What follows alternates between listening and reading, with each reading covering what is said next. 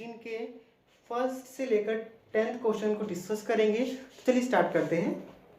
First question है हमारे पास, in a heat engine based on the Carnot cycle heat is added to the working substance at constant. Option है हमारे पास entropy, pressure, temperature and volume. देखिए सबसे पहले अगर कोई भी इंजन कार्नोट साइकिल को फॉलो करता है तो इसका मतलब जो है वो इंजन जो है मैक्सिमम वर्क करेगा, ठीक है। जिसमें हम जानते हैं कि एक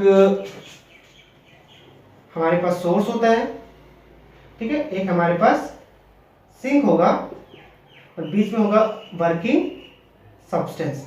और जब सोर्स से हीट जाएगी वर्किंग सब्सटेंस पर या वर्किंग सब्सटेंस से हीट जाएगी सिंक में, तो इन दोनों ही केस में जो टेम्परेचर होगा हमारे पास वो कांस्टेंट रहेगा, ठीक है। यही कार्नोट साइकिल की स्पेशलाइजेशन है, ठीक है। और ऐसे प्रोसेस को हम लोग आइसोथर्मल प्रोसेस भी कहते हैं क्योंकि जिसमें टेम्परेचर कांस्टेंट रहता है। तो ठीक है, इसमें ऑप्शन होगा C, heat is added to the working substance at constant temperature. Second question में चलते हैं। कह रहे हैं अगर हमारे पास एक phi x y z is a scalar function which satisfy the Laplace equation then the gradient of phi is। और ऑप्शन है हमारे पास सोलेनोइडल, इरोटेशनल, नॉन सोलेनोइडल, इस तरीके से अदर अदर करके हमें ऑप्शन दिए हुए हैं। देखिए सबसे पहले हम बात करते हैं, अगर हमारे पास कोई भी एक स्केलर फंक्शन है f जिसका हम लोग ग्रेडियंट लेते हैं और उसके बाद उसका हम लोग डेल ऑपरेटर के साथ डॉट कर देते हैं और उसकी वैल्यू अगर हमें 0 मिलती है तो ऐसी इक्वेशन को कहा जाता है लैप्लास इक्वेशन। और कोई भी फंक्शन अगर इस इक्वेशन को सेटिस्फाई करेगा तो उसकी इक्वेशन को कहा जाएगा लैप्लास इक्वेशन। हाँ जी, चलिए स्टार्ट करते हैं। तो ठीक है, और अब आगे बात करते हैं हम लोग। इसमें पूछा क्या, ग्रेडियंट ऑफ फाई, ठीक है। अच्छा मान लीजिए हमारे पास, क्योंकि इसमें दो ऑप्शन है, सोलेनोइडल भी पूछा हुआ है और रोटेशनल है या नहीं ये भी पूछा हुआ है इसमें। तो अगर हम बात करें, हमारे पास कोई फंक्शन है f जिसका हमने ग्रेडियंट लिया है, अगर हम इसका क्रॉस करते हैं मतलब कि इसका कर्ल निकालते हैं हम लोग, ठीक है, और कर्ल अगर हमें कुछ मिले, अगर हमें कर्ल कुछ मिले तो हम कहेंगे हाँ भाई जो हमने फील्ड लिया वो रोटेट कर रही है, मतलब कि वो रोटेशनल है, दैट फील्ड इज रोटेशनल। लेकिन अगर हमें उसी एफ फंक्शन का जो कर्ल है वो 0 मिले तो हम कहेंगे वो फंक्शन जो है हमारे पास वो इरोटेशनल है, इरोटेशनल फंक्शन है, या फील्ड बोले तो इरोटेशनल फील्ड है वो, ठीक है।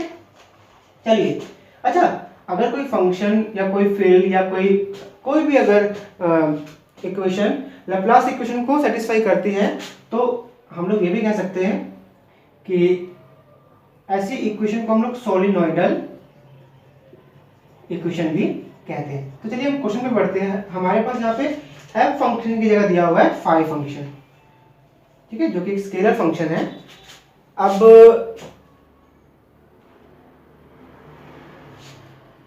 अगर हम बात करें, हमारे पास एक स्केलर फंक्शन है फाई, इसका हमने लिया ग्रेडियंट, उसने बोला कि ग्रेडियंट ऑफ फाई कितना होगा, जब उसका हम लोग डॉट प्रोडक्ट करेंगे हम लोग डेल ऑपरेटर के साथ, मतलब उसको हम लोग लैप्लास इक्वेशन के साथ सेटिस्फाई करवा देंगे। तो अगर हम लैप्लास इक्वेशन के साथ उसको सेटिस्फाई करवाएंगे तो हम देखते हैं कि जब भी कोई इक्वेशन लैप्लास इक्वेशन को सेटिस्फाई करती है तो ऐसी इक्वेशन को हम कहते हैं सोलेनोइडल। तो ये हो जाएगा सोलेनोइडल, ठीक है। और वैसे भी हमेशा किसी भी स्केलर फंक्शन का जब हम लोग स्केलर फंक्शन के ग्रेडियंट का जब हम हमेशा कर्ल लेते हैं, कभी भी कर्ल लेते हैं हम लोग, तो हमसे 0 आता है। 0 आता है इसका मतलब क्या, जब 0 आएगा तो क्या बोलेंगे इसको, इरोटेशनल। तो इसमें ऑप्शन हो जाएगा बी, नहीं ए होगा, सोलेनोइडल एंड इरोटेशनल। इरोटेशनल है ना हमारे पास। हाँ जी, चलिए अब क्वेश्चन नंबर 3 में पढ़ते हैं।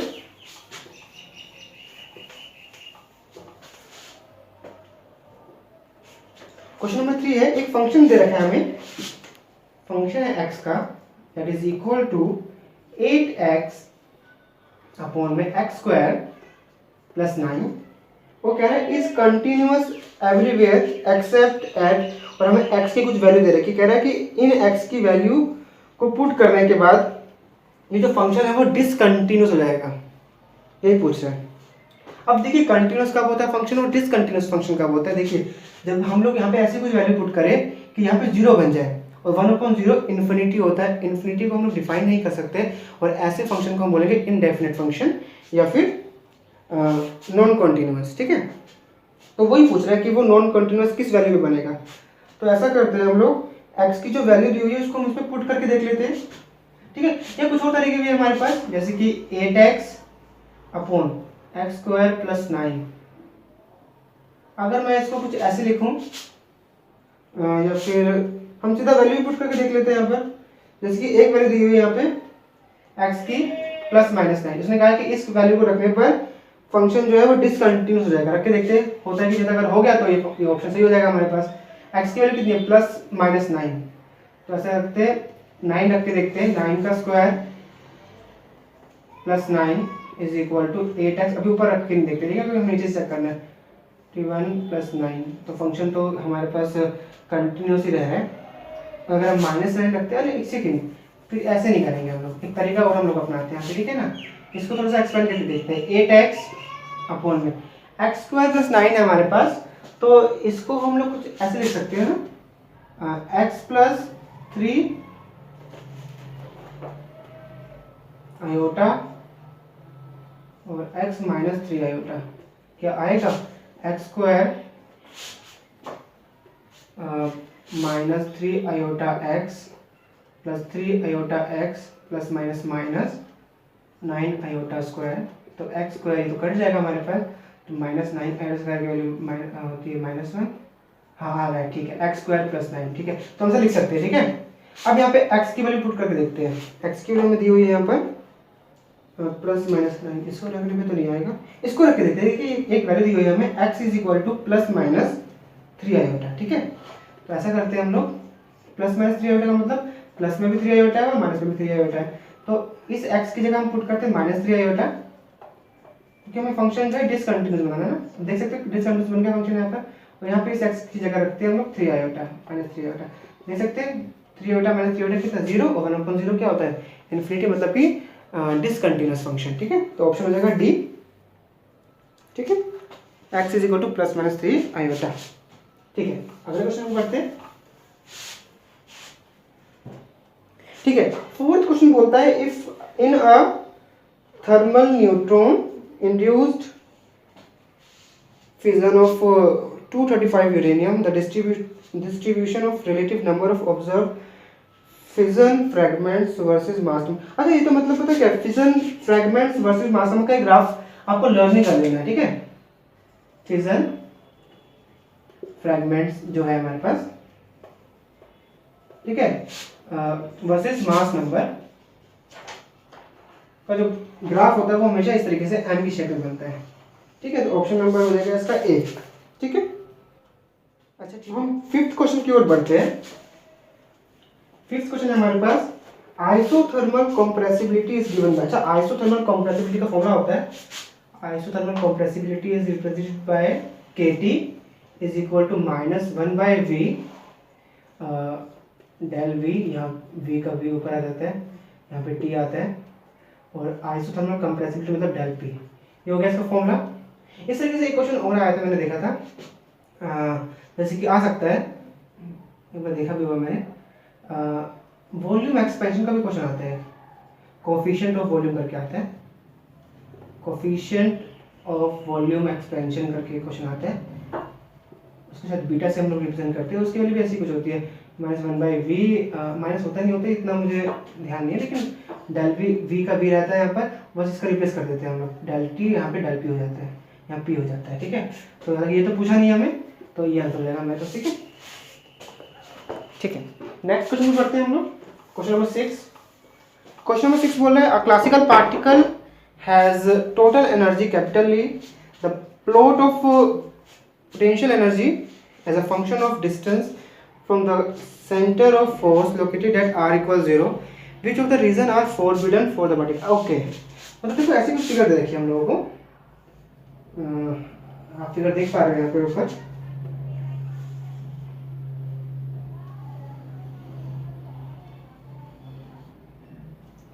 कुछ ऐसी फिगर बनेगी यहाँ पे 1 2 अलग अलग एरिया को शेड करके लिखा हुआ है इस तरीके से 4, और यहाँ पे ये पोटेंशियल एनर्जी है और यहाँ पे डिस्टेंस है। पोटेंशियल एनर्जी और डिस्टेंस के बीच में ग्राफ दिया हुआ है। कह रहा है मतलब कौन सा रीजन फॉरबिडन होगा पार्टिकल के लिए। पहले मतलब क्लासिकल पार्टिकल है, तो क्लासिकल पार्टिकल के लिए जो है हम लोग लिख सकते हैं फॉर्मूला। टोटल एनर्जी का फॉर्मूला कितना होता है, kinetic energy plus potential energy, ठीक है ना। और पोटेंशियल एनर्जी की जो वैल्यू होती है वैसे तो नेगेटिव में आती है, ठीक है, मैक्सिमम केस में, और नेगेटिव भी आती है, और पोटेंशियल एनर्जी होता है वो इनवर्सली प्रोपोर्शनल टू आर भी होता है, ठीक है ना। ठीक है, ये तो इतना जरूरी नहीं नेगेटिव देखते हैं, ठीक है। अब पोटेंशियल एनर्जी जो है मैक्सिमम किसमें नेगेटिव रहती है, तो जिसमें नेगेटिव रहेगी इसमें मतलब कि जो पार्टिकल है वो अलाउ करेगा, बाकी में अलाउ नहीं करेगा। देख सकते हैं आप लोग सेकंड और फोर्थ जो है वो नेगेटिव में है, ठीक है, तो ये तो अलाउ करेंगे, तो 1 और 3 अलाउ नहीं करेंगे, ठीक है। तो फर्स्ट और थर्ड जो रीजन है वो हमारे पास फॉरबिडन रहेगा, ठीक है। क्वेश्चन नंबर 7 की ओर बढ़ते हैं हम लोग। आपको जहां भी क्यूरी आप कमेंट करके पूछ सकते हैं।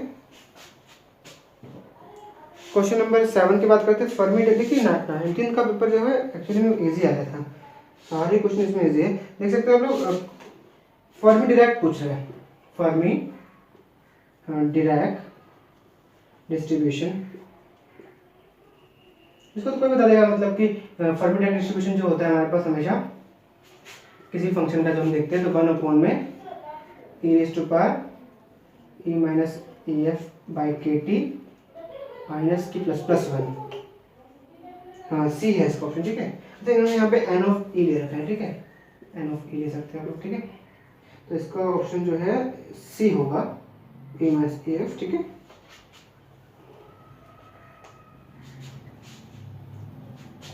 जैसे कि आप देख सकते हैं यहाँ पर एक्सपोनेंशियल में बोल्ट्जमैन कांस्टेंट दिया हुआ, टेम्परेचर ले रखा है, ये एब्सोल्यूट टेम्परेचर होता है। ef जो है वो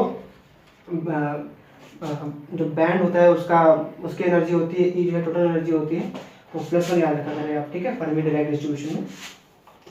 अब क्वेश्चन नंबर बढ़ते हैं हम 8 पर।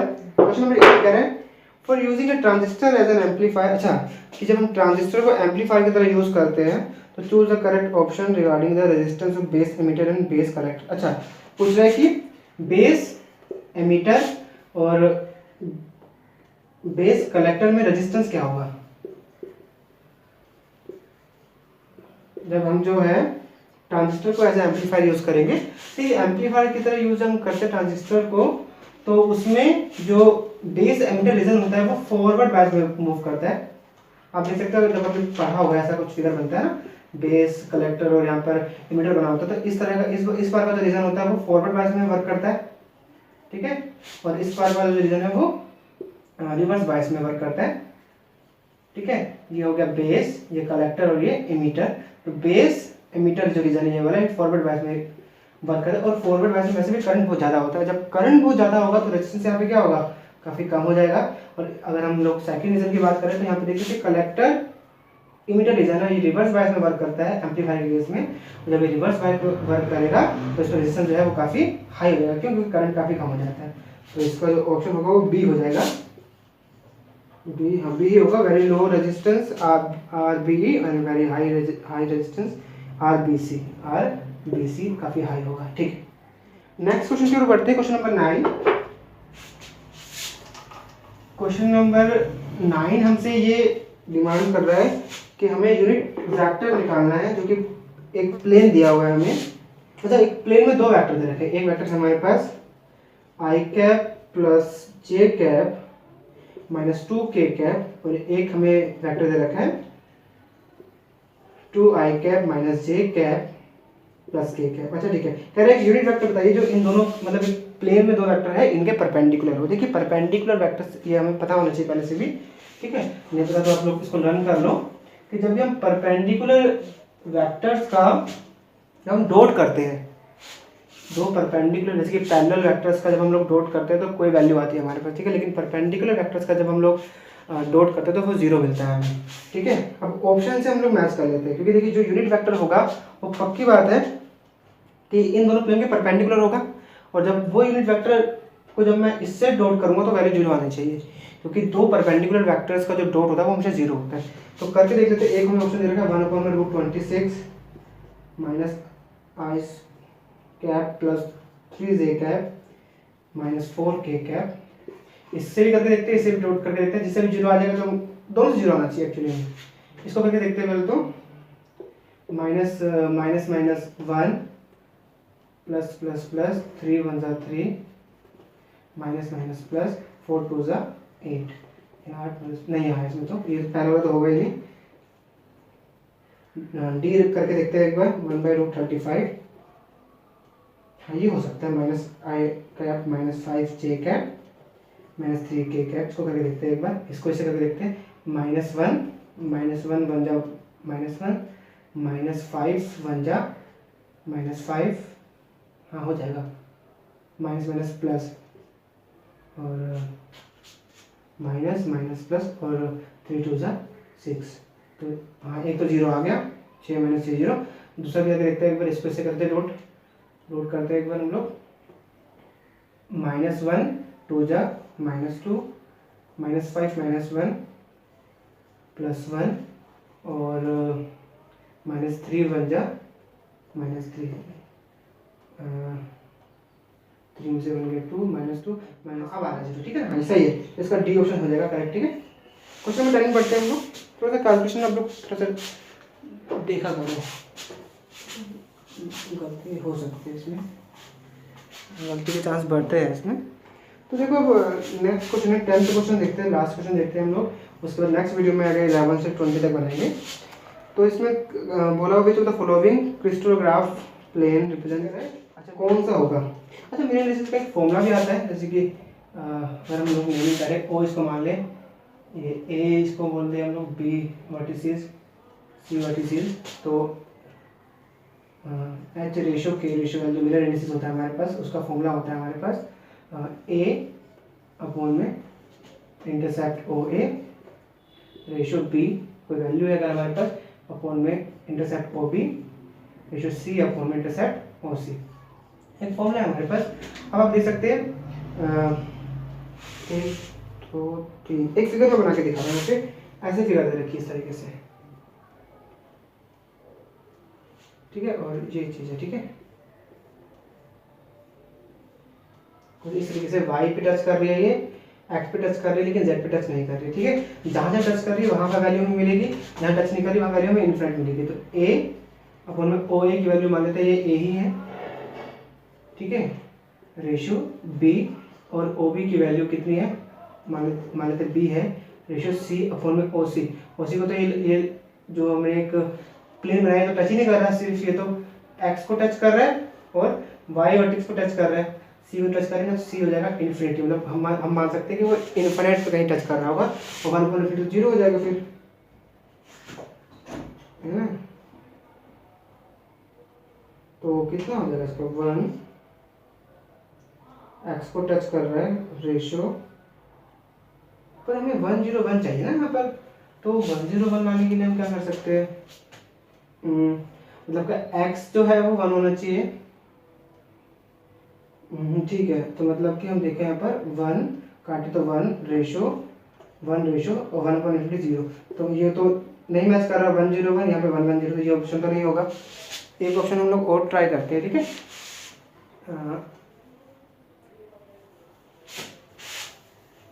ठीक है, अब एक ऑप्शन हम और लेते हैं यहाँ पर, उसके लिए हमें क्यूब बनाना पड़ेगा यहाँ पर, तो ये हमने क्यूब यहाँ पे ड्रॉ कर दिया, एक्सिस हमारे पास y z और ये x है, ठीक है, इसमें ऐसे z से लेकर x तक, ये z से x की तरह शेड कर रखा है,